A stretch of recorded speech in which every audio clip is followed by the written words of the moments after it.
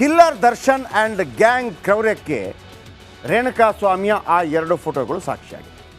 ಈ ಫೋಟೋ ನೋಡಿದರೆ ಇವರು ಮನುಷ್ಯರೋ ಕ್ರೂರಿಗಳು ಅಂತ ಅನಿಸ್ಬಿಡುತ್ತೆ. ಈಗ ಆ ಫೋಟೋವನ್ನು ರೇಣುಕಾಸ್ವಾಮಿಯ ಪೋಷಕರು ನೋಡಿದ್ದಾರೆ.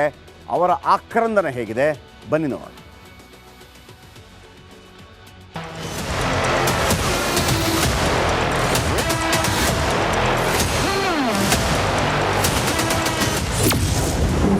ನನ್ನ ಮಗ ಎಷ್ಟು ಕಷ್ಟ ಅನುಭವಿಸಿದ್ನೋ, ರಾಕ್ಷಸರು ಅಂದ್ರೆ ಹೀಗೆ ಇರ್ತಿದ್ರೇನೋ. ಈಗ ಚಿತ್ರ ನೋಡಿ ನಮಗಂತೂ ಅತ್ಯಂತ ಮನಸ್ಸು ಭಯಂಕರ ಕೆಟ್ಟದಾಗ್ಬಿಟ್ಟಿದೆ, ದಿಗ್ಭ್ರಮೆ ಆಗಿದೆ. ಹೆಂಗೆ ಅವನು ಎಷ್ಟು ಅನುಭವಿಸಿರ್ಬೋದು, ಎಷ್ಟು ಕೂಗಾಡಿರ್ಬೋದು, ಎಷ್ಟು ಕಿರ್ಚಾಡಿರ್ಬೋದು, ಅವನು ಎಷ್ಟು ಒದ್ದಾಡಿರ್ತಾನೆ, ಹೆಂಗೆ ಜೀವ ಬಿಟ್ಟಿರ್ತಾನೆ ಅನ್ನೋದನ್ನ ನಮಗೆ ಊಹೆ ಮಾಡ್ಕೊಳಕ್ಕೆ ಆಗ್ತಾಯಿಲ್ಲ. ಎಷ್ಟು ನಾವೆಲ್ಲ ಕೇಳ್ತಿದ್ವಿ ರಾಕ್ಷಸರು ಅಂತಾರೆ. ರಾಕ್ಷಸರು ಅಂದರೆ ಹಿಂಗೆ ಇರ್ತಾರಂತ ಈಗ ನಮ್ಗೆ ಅನುಭವಕ್ಕೆ ಬರ್ತಾಯಿದೆ. ರಾಕ್ಷಸರಿಗಿಂತ ರಾಕ್ಷಸರಿಗಾದರೂ ಒಂದು ಸ್ವಲ್ಪ ಅವ್ರಿಗೆ ಕರುಣೆ ಅನುಕಂಪ ಇರ್ಬೋದನೆ, ಇವ್ರಿಗೂ ಅನುಕಂಪ ಇಲ್ಲ. ಪವಿತ್ರ ಗೌಡ ಕೂಡ ಹೆಣ್ಣು ರಾಕ್ಷಸಿ. ಆ ಪವಿತ್ರ ಗೌಡ ಅವರು ಹೆಣ್ಣು ಮಗಳಿಗೆ ಏನೆಲ್ಲ ಸಂಬೋಧನೆ ಮಾಡ್ತೀವಿ ನಾವು, ದೇವಿ ಅಂತ ಕಾಣ್ತೀವಿ, ಕರುಣಾಮಯಿ ಅಂತೀವಿ, ದಯಾಮಯಿ ಅಂತೀವಿ. ಅಂಥದ್ರಲ್ಲಿ ಈ ರೀತಿ ಆ ಹೆಣ್ಣುಮಗಳು ವರ್ತನೆ ಮಾಡಿದಾಳೆ ಅಂದರೆ ಆಕೆ ಏನು ಹೇಳಬೇಕು? ಆಕೆನೂ ಕೂಡ ಹೆಣ್ಣು ರಾಕ್ಷಸಿನೇ.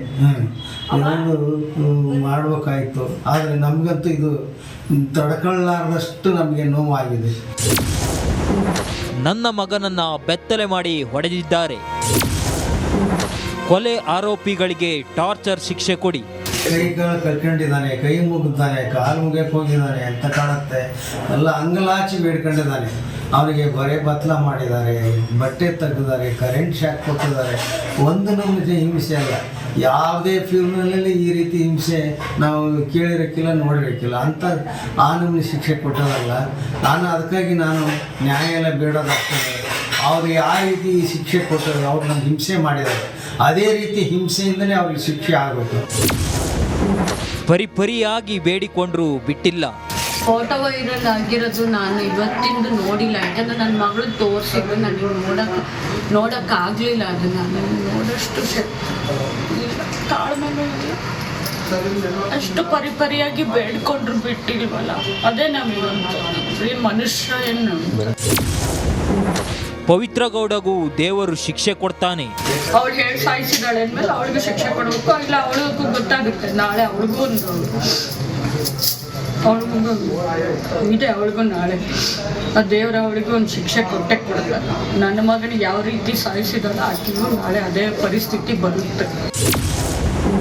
ಗಾಯಗೊಳಿಸಿ ಬಿಟ್ಟಿದ್ರು ಜೋಪಾನ ಮಾಡ್ತಿದ್ವಿ.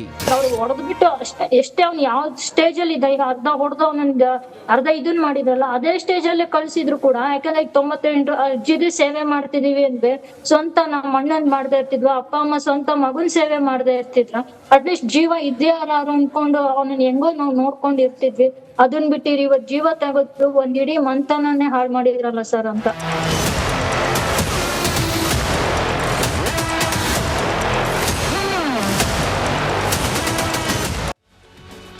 ಅಂಟನ ಸ್ಟೋರಿ ಹೇಳ್ತೀನಿ. ಸ್ಟಾರ್ಟ್ ಮಾಡಿಲ್ವಾ, ಅವನ ಮೆಸೇಜ್ ಕಳಿಸಿಲ್ವಾ? ಎಸ್ ಕಳಿಸಿದ್ದಾನೆ. ಕೆಟ್ಟ ಮೆಸೇಜ್ ಕಳಿಸಿದ್ದಾನೆ. ಪವಿತ್ರ ಗೌಡ ಏನು ಮಾಡಿದ್ಲು, ಅವನು ಕೆಟ್ಟ ಮೆಸೇಜ್ ಕಳಿಸಿದ್ದು. ಎಸ್ ಕಕ್ಕ, ಅವನು ಕೆಟ್ಟ ಮೆಸೇಜ್ ಕಳಿಸಿದ್ದು ಕಕ್ಕ. ನೀವು ಯಾಕೆ ತಿಂದ್ರಿ? ಪವಿತ್ರ ಗೌಡ ಮಾಡಿದ್ದೇನು ಸಣ್ಣ ತಪ್ಪ? ಒಂದು ಪೊಲೀಸ್ ಕಂಪ್ಲೇಂಟ್ ಕೊಟ್ಟಿದ್ರೆ ಇವತ್ತು ಜೀವ ಹೋಗ್ತಾ ಇರಲಿಲ್ಲ, ದರ್ಶನ್ ಒಳಗಿರ್ತಾ ಇರಲಿಲ್ಲ, 15 ಜನ ಜೀವಭಯದಲ್ಲಿ ಬದುಕುವಂಥ ಅನಿವಾರ್ಯತೆ ಇರಲಿಲ್ಲ. ಎಲ್ಲ ಪೊಲೀಸೇ ಮಾಡ್ತಾಯಿದ್ರು. ಈಗ ಪೊಲೀಸರ ಬದಲು ಪವನ್ ಬಳಿ ಈಕೆ ಪೊಲೀಸರಿಗೆ ಸುದ್ದಿ ಕೊಡಲಿಲ್ಲ, ದರ್ಶನ್ಗೂ ಹೇಳಲಿಲ್ಲ, ಆ ಓತಿ ಖ್ಯಾತ ಪವನ್ಗೆ ಹೇಳ್ತಾರೆ. ಅದಕ್ಕೆ ಗೊತ್ತು ಗುರಿ ಇಲ್ಲ. ಅದು ಯಾವ ರೀತಿಯದೋ ಗೊತ್ತಿಲ್ಲ. ಅದು ಕೂಡ ಈ ಹುಡುಗನ ಜೊತೆ ಚಾಟ್ ಮಾಡಿದೆ. ಅದು ಆ ಕಡೆದು ಆಂಟ ಯಾರು, ರೇಣುಕಾಸ್ವಾಮಿ, ಈಕೆ ಅಂದ್ಕೊಂಡು ಚಾಟ್ ಮಾಡಿದ್ದಾನೆ. ಬನ್ನಿ ಆ ಸ್ಟೋರಿ ಎಲ್ಲಿಂದ ಶುರುವಾಯಿತು ಹೇಳ್ತೀನಿ, ಕೇಳಿಸ್ಕೊಳ್ಳಿ. ಹಾಯ್, ಲೊಕೇಶನ್ ಕಳಿಸ್ತೀನಿ, ಯಾವಾಗ ಬರ್ತೀಯಾ ಹೇಳು. ಓಕೆ ಕಳಿಸು. ನಾನು ಯಾಕೆ ಬರಬೇಕು ಅಂತ ಹೇಳು. ನಿಂಗೆ ಏನ್ ಬೇಕು ಹೇಳು. ನಿನಗೆ ಏನು ಬೇಕು ಅಂತ ಹೇಳು. ನೀನೇ ಫೋಟೋ ಕಳಿಸು ನನಗೆ. ನೀನು ನನ್ನ ನಂಬರ್ನ, ನನ್ನ ಫೋಟೋನ ಮಿಸ್ಯೂಸ್ ಮಾಡಿದರೆ ನಾನು ಏನು ಮಾಡಲಿ ಅಂತ ಹೇಳು. ನೀನು ನನ್ನಿಂದ ಏನು ನಿರೀಕ್ಷೆ ಮಾಡ್ತಿದ್ಯಾ ಅಂತ ಹೇಳು. ನೀನು ಏನ್ ಬಯಸ್ತೀಯಾ ಹೇಳು. ಮೊದಲು ನೀನೇ ಹೇಳು, ಪ್ಲೀಸ್ ಹೇಳು. ಮೊದಲು ನೀನ್ ಹೇಳು. ಮೆಸೇಜ್ ಮಾಡಿರೋದು ನೀನಲ್ವಾ?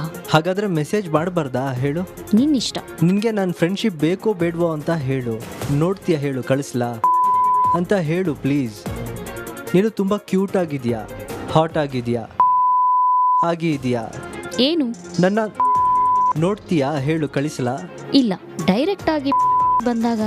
ಓಕೆ ಆಯಿತು, ಪರವಾಗಿಲ್ಲ. ಇವಾಗ ನೋಡಿ ಹೇಳು, ಆಮೇಲೆ ಬರ್ತೀನಿ ಆಯಿತಾ? ನೀನು ಈ ಮೆಸೇಜ್ ಡಿಲೀಟ್ ಮಾಡಿದೀಯಾ? ಓಕೆ, ಲೊಕೇಶನ್ ಕಳಿಸ್ಲಾ? ಹೇಗೆ ಇದೆ ಅಂತ ಹೇಳು please. Super. Okay, location send ಮಾಡು. ಮಾಡ್ತೀನಿ ನೋಡು. ನಿಜವಾಗ್ಲೂ ಹೇಳು ಹೇಗಿದೆ ಅಂತ ಹೇಳು ಪ್ಲೀಸ್ ಕಣೆ. ಥ್ಯಾಂಕ್ ಯು ಸೋ ಮಚ್ ಕಣೆ. ಸೆಂಡ್ ಮಾಡು ಲೊಕೇಶನ್. ಜಿಗಣಿ ಹತ್ತಿರ ಓಮ್ಯಾಕ್ಸ್ ಫ್ಯಾಕ್ಟ್ರಿ, ಆಂಜನೇಯ ಟೆಂಪಲ್. ಯಾಕೆ ಅಷ್ಟು ಆತರನಾ ನಿಂಗೆ? ಎಸ್, ನಾನು ಫ್ರೀ ಮಾಡ್ಕೋಬೇಕು ತಾನೆ. ಓಕೆ ಆಯಿತು, ಒಂದು ದಿನ ಮುಂಚಿತವಾಗಿ ಹೇಳ್ತೀನಿ ಆಯಿತಾ? ಫ್ಯಾನ್ ಆಗಿಬಿಟ್ಟೆ ಕಣೆ ನಿನ್ನ ಬ್ಯೂಟಿಗೆ. ಜೀವನ ಪೂರ್ತಿ ನಾನು ನಿನ್ನ ಗುಲಾಮ್ನಾಗಿರ್ತೀನಿ ಕಣೆ. ನೀನು ತಾಯಿ ಮೇಲೆ ಆಣೆ ಮಾಡಿ ಹೇಳು, ನಿನ್ನ ನಂಬರ್ನ ಯಾರಿಗೂ ಕೊಡಲ್ಲ ಅಂತ ಆಣೆ ಮಾಡಿ ಹೇಳು ಪ್ಲೀಸ್ ಕಣೆ. ಓಕೆ, ಭಾನುವಾರದೊಳಗೆ ಫ್ರೀ ಮಾಡ್ಕೊ, ನಾನು ಆಮೇಲೆ ಬ್ಯುಸಿ ಆಗ್ತೀನಿ. ಓಕೆ ಆಯಿತು ಕಣೆ. ರೇಣುಕಾ ಸ್ವಾಮಿಯ ಇಡೀ ಸ್ಟೋರಿಗೆ ಕತೆ, ಚಿತ್ರಕಥೆ, ಸಂಕಲನ, ನಿರ್ದೇಶನ, ನಿರ್ಮಾಣ, ಆ್ಯಕ್ಟಿಂಗು, ಫೈಟ್ ಮಾಸ್ಟ್ರು ಎಲ್ಲ ದರ್ಶನ್. ಹೇಗೆ? ನಂಬರ್ 1 ಕತೆಗಾರ ದರ್ಶನ್. ದರ್ಶನ್ ಲಕ್ಷ ಲಕ್ಷ ಫ್ಯಾನ್ ಪಾಲಿನ ಚಾಲೆಂಜಿಂಗ್ ಸ್ಟಾರ್. ರೇಣುಕಾ ಸ್ವಾಮಿ ಕೊಲೆ ಕೇಸ್ನಲ್ಲಿ ದರ್ಶನ್ 5 ರೋಲ್ ಮಾಡಿದ್ದಾರೆ. ಕತೆಗಾರ ದರ್ಶನ್. ರೇಣುಕಾ ಸ್ವಾಮಿ ಕೇಸ್ ಪ್ರೀ ಪ್ಲಾನಾ? ರೇಣುಕಾ ಸ್ವಾಮಿ ಕೇಸ್ನಲ್ಲಿ ದರ್ಶನ್ ಅಸಲಿಗೆ ಕತೆಗಾರ. ಬೃಹತ್ ಚಾರ್ಜ್ ಶೀಟ್ನಲ್ಲಿ ಎಲ್ಲ ವಿಚಾರಗಳು ರಿವೀಲ್ ಆಗಿದೆ.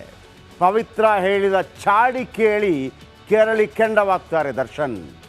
ಜೂನ್ 1ರಂದು ರೇಣುಕಾ ಸ್ವಾಮಿ ಕೊಲೆಗೆ ಸ್ಕ್ರೀನ್ ಪ್ಲೇ.